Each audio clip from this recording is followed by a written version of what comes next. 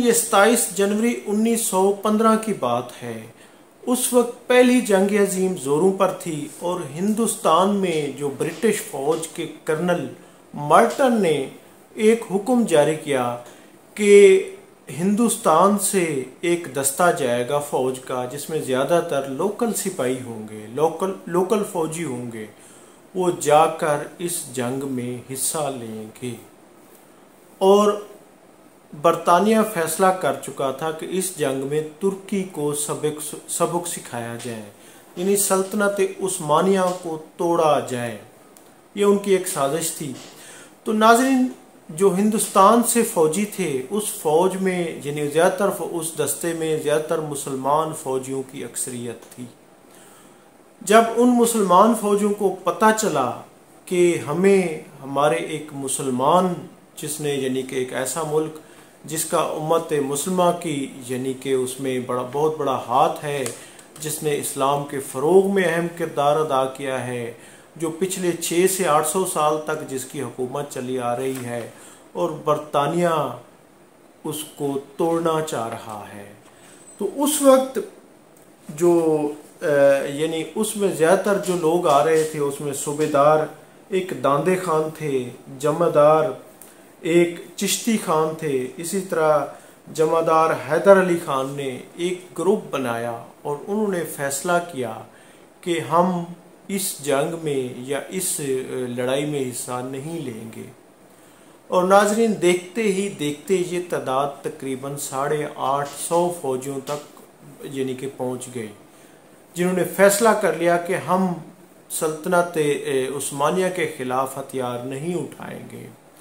लेकिन ब्रिटिश सरकार ने इसे बगावत समझा और फौजियों को पकड़ना शुरू कर दिया और सजाएं देना शुरू कर दी, बल्कि इसको बगावत के ज़ुमरे में ले आए कि ये फौजी कंडक्ट से, ये ब्रिटिश एम्पायर के रूल से ये बगावत है, और ऐसे तमाम जो सिपाही हैं उनको यानी कि यह है कि उसकी सज़ा दी जाए। तो इस पर एक अफरा तफरी फौज में फैल गई और उन्होंने जब फौजों को इबरतनाक सजाएं देने की कोशिश की तो फौज में बगावत यानी रियल बगावत फूट पड़ी और फिर एक लड़ाई हो गई, जिसके नतीजे में 8 ब्रिटिश आर्मी के अफीसर और कई जवान मारे गए। तो इस पर जो बरतानवी फौज थी, ब्रिटिश फौज जो हिंद में थी, उन्होंने तकरीबन 850 से ज़ायद मुसलमान फौजों को, जिनकी क़ियादत सूबेदार दांदे खान, जमादार चिश्ती खान, जमादार अली खान और इस समेत यानी कि 850 फौजी मुसलमान फौजी, उनको पकड़कर उन पर बगावत का मुकदमा चलना शुरू हो गया। और ये उसका अभी पूरी तरह से फैसला भी नहीं हो पाया था। उनको एक दिन यानी एक मरहलावार एक दीवार के साथ खड़ा करके फायरिंग स्क्वाड के सामने उनको मारना शुरू कर दिया, शहीद करना शुरू कर दिया। और नाजरीन, सिर्फ 2 दिन में तकरीबन 850 से ज़ायद मुसलमान फौजी, उसमें अफसरान भी शामिल थे, उन सब को शहीद कर दिया गया। और उनका जुर्म था कि उन्होंने मुसलमान फौज के, एक मुसलमान मुल्क के खिलाफ उन्होंने हथियार उठाने से इनकार कर दिया था। और नाजरीन, फर्स्ट वर्ल्ड वार ख़त्म हो गई, तुर्की जर्मनी वगैरह हार गए, उन पर टैक्सेस लगे और उसके सिर्फ चंद ही यानी कि 1914 से 1918 तक फर्स्ट वर्ल्ड वार थी। और उसके सिर्फ 4 सालों बाद सल्तनत उस्मानिया टूट गई। मुसलमानों का बहुत बड़ी सल्तनत यानी जिसका खात्मा हो गया, जिसके वजूद से तुर्की निकला। और तकरीबन ये है कि 100 से ज़ायद ममालिक पर तकरीबन ये है कि बरतानिया, फ्रांस, यूनान इन्होंने कब्ज़ा किया।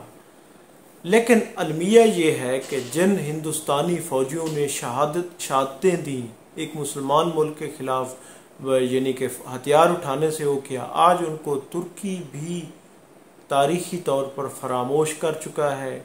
और हिंदुस्तान जहाँ से ये ताल्लुक़ रखते थे, पाकिस्तान, बंगाल, अफ़गानिस्तान, आज इस खित्ते के ममालिक हैं, ये भी सारे फरामोश कर चुके हैं।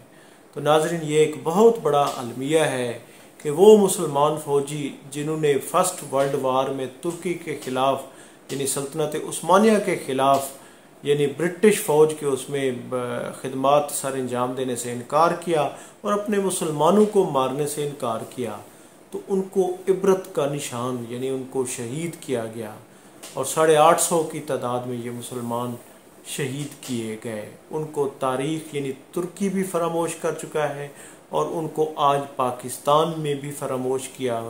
उनकी कोई यादगार नहीं है, उनको कोई उनके लिए कोई ऐसा दिन भी नहीं मनाया जाता। नाज़रीन, मैं हूं अब्दुर्रऊफ़ रूफ़ी और आप देख रहे थे तारीख़ नामा। बहुत शुक्रिया, थैंक यू, अल्लाह हाफ़िज़।